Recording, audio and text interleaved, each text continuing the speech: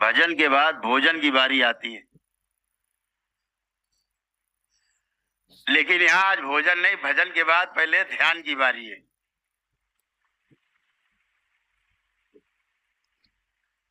तो आज इस कहावत को उल्टा करना है कि भूखे भजन न हो ही गोपाला, ओ या ले आपन कंठी माला।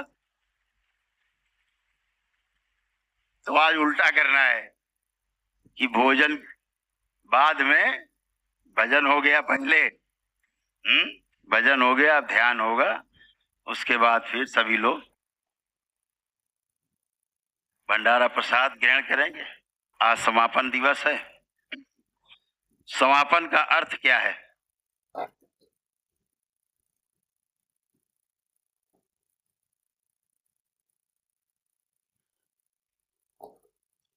समापन का अर्थ समाप्त होना नहीं है। नहीं तो शब्द के रूप में कहते हैं कि आज चौथा दिन है समाप्त, ऐसा समाप्त नहीं है। समाप्त वहां जहां फुल स्टॉप लगाया जाता है। समापन हाईलाइट है, हाईलाइटर है, बड़ा बड़ा है। समापन माने जो समझा है, जाना है, उसको अपने जीवन में उतारते जाना है, ये समापन है। जो यहां से बीज ले जा रहे हैं उसको फैलाना है, ये समापन है।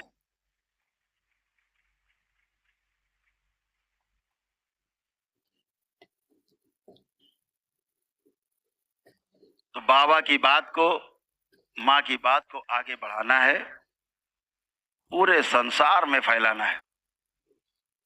जो पीड़ित लोग हैं, अंधेरे में धक्के खा रहे हैं लोग, उनको रास्ता दिखाना है। अगर हमें कोई किरण दिखाई दी है तो उसको भी बताना है। यही मनुष्य का स्वभाव है, जो जानता जाता है वो दूसरे को जनाता जाता है, बताता जाता है। ये मनुष्य का स्वभाव है।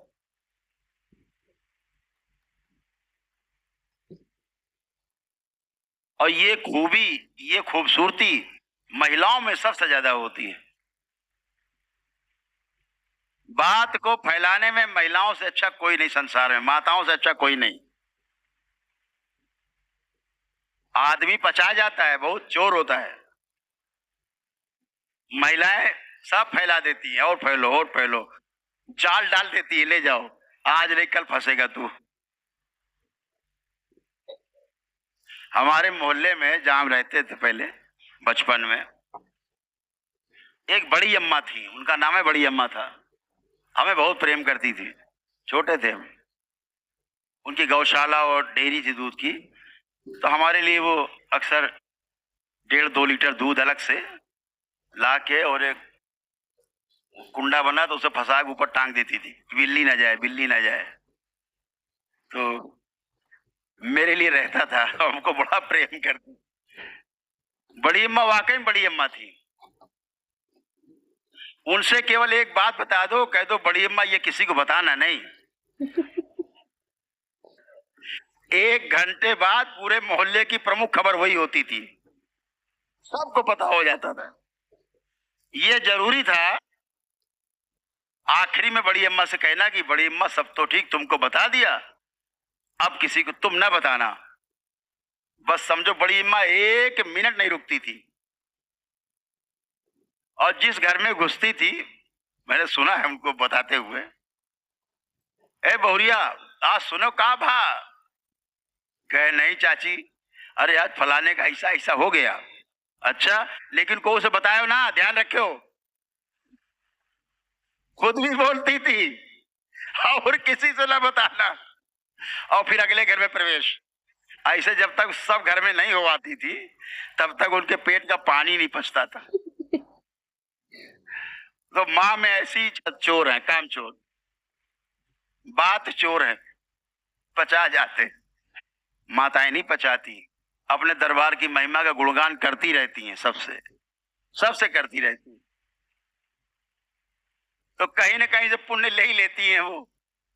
उनमें से 10 को बताया, 2 भी दरबार में आ गए, वो स्वस्थ हुए, अच्छे हुए। तो पता लगा माता ने तो पुण्य लूट ली है।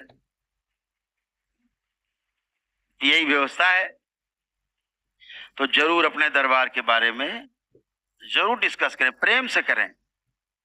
ये मत कहो कि मानो ही तुम, ये कहो कि हमने ऐसा जाना, हमने जाना है, ये मेरी संपत्ति, हम जान गए। आप अगर जानना चाहते तो आप भी जाओ, नहीं जाना है तो घर में वीडियो है वही देखो, फंसे रहो, कोई आपत्ति नहीं, कोई जोर जबरदस्ती नहीं। लेकिन जब आपका आचरण देखता है सामने वाला तो उसको लगता है यार ये प्रेम से कैसे रहने लगे, ये चैन से दो रोटी खाने कैसे लगे। तो फिर आदमी दरबार की तरफ देखता ही है, फिर बगैर बताए चुपचाप आ जाता है। ऐसे करते हैं लोग।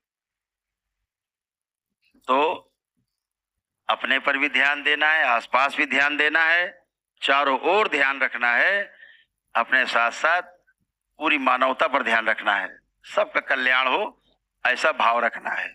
आसपास के लोग भी आप जैसे हो जाएं तो जीना आपका सरल हो जाएगा।